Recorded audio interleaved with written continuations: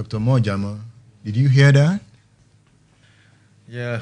Are you among the liars here? I know you live here. Well, it's from the figments of his own personal imaginations. So it's his perspective. Okay. Honorable Oduyoye. Well, do you lie too? Why should I? Are you among the rumor mongers Ajimobi is talking about? Maybe people around him.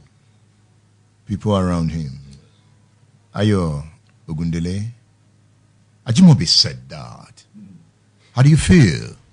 Well, he's probably talking about people that are close to him. And one should always remember that there's never any smoke without a little bit of fire. Okay? So, yes, rumors and whatever, but there's always a fire somewhere that has created this. He says this is where the manufacture lies, the number one in the world. Well, as it concerns him, you might think so, okay? But I think it's the same thing in every state, in every country. Look at what Donald Trump is going through in was that a frustrated governor speaking? But we may also contextualize it. Okay. Within what context was he saying that? That will enable us to appreciate what he meant by that. Probably it was occasion on which he felt people had lied against him. And he then made it a generalized. Yeah, that's why, as a result of the mood in which he found himself at that particular point in time. Did your people frustrate Ajimobi that they made him explode at different times? I don't think so. I think generally Governor Ajimobi was a good governor. Okay, he was a good governor. Yes, who is a good governor? Well, you see, he came in with absolutely fantastic intentions. Every governor always does. Everybody always does. It's when they actually come in and they see the issues on ground. Okay, they come in, they realize that, oh, they didn't know that you give so amount to so number of people every month. Okay, and by the time you look at the money that's coming in, you realize that what you can even achieve with whatever is on ground is not up to a quarter of what you had the intention of achieving. But it doesn't show in their living. They live well. They enjoy themselves. You feel it. Well, you see, there's that English saying that goes that you look after number one, and they always take it to heart, and they always take it to extremes. Ajimobi could not maintain traffic lights. Simple traffic lights. All the traffic lights he installed are gone. Let's look at it from that point. When you say good governance, Ajimobi could not maintain traffic lights.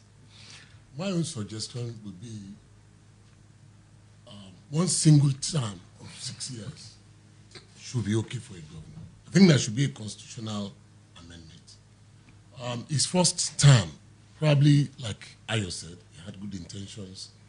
He tried in terms of infrastructure, transformation. But after he won his re-election, I think he went to bed. And has he woken up? Reality, yes. He has woken up. Yes. The Oyo State citizens have helped in gingering up. Is this good governance? You see, sometimes we have to give it to these guys bestriding the corridors of power. They may be innocently ignorant of what governance connotes. You know, it is state governance, or put differently, nation building is a complicated science. And to be able to handle and manage it, you must be skillful enough to do that. So some of these people, they don't know what to do. They think occupying the position of power is to fester their own personal ego and to aggrandize themselves. But there are ingredients and indices of good governance which they must get acquainted with. But unfortunately, I think they don't know about it. Yes, and you see, I want to get back to the issue of like maybe the traffic lights that you said. Okay, you'll find that that is not a unique problem to Oyo State. It's actually a national problem. And why? We don't have any proper foreign technical companies in this country. Okay, so what I'm trying to say, that traffic light contract was probably given to one person. Okay, he goes abroad and looks for the cheapest country or cheapest people to come and do it. He brings them. They're not thinking about spare parts. They're not thinking about replacing. So who do you blame? Edmund, Obilo, right? No. I'm blaming the system. The system has... Who runs the system? The government. And it is not just the state government. It is not just the state government. You see, let me give you an example. I traveled abroad and I took somebody that had never traveled abroad. And we were in Dubai and he saw that all the lifts and all the escalators were working. So he says, excuse me, sir, why is all these things working here and doesn't work at home? So I said, okay, the next place we get to and you see the people servicing it, I'll explain to you. Luckily, the next day, we met a bunch of people repairing escalator in the metro station. And I said, look at the escalator. What is the name on that escalator? He said, Schneider. What is the name on the overall that those people are wearing? He said, Schneider. I said, the people that manufactured it are here. Are you telling me Ajimobi does not understand this? Remember, he headed an international company. My brother, our system in Nigeria does not allow it. Is Toyota here? Toyota is not here. It's Elizade that is here. Toyota will not come to Nigeria. All right. Well, I want to respond to that. Yes. I do not agree totally with you that we have challenges of technological know-how. Okay. It is the duty of the government to do all this. What do I mean? When you install traffic lights or any other kind of infrastructure, what you have done is that you have engaged in technology transfer. Okay. But when we talk about technology transfer, it goes beyond bringing that kind of technology. But the technological know-how itself should also be transferred. You see now. That was what happened in the case of Singapore. Good. I'm coming. Good. Well, okay.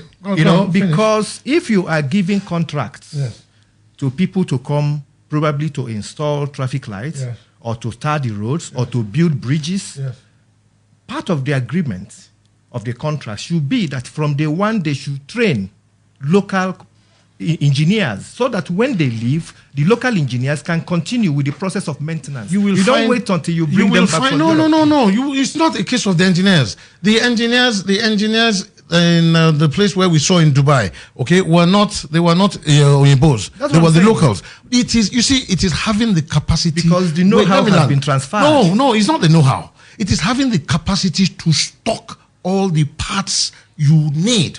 And stock, you see, when you're talking about stocking a warehouse full of parts worth maybe $20 million because you want to continue to maintain, it is only the people that have capacity. Is it not common traffic light? Well, don't let us get derailed by the example Obilo has given of traffic lights. Yes. We need to talk about the state of our hospitals. We need Everything. to talk about the state of even secondary schools, primary schools.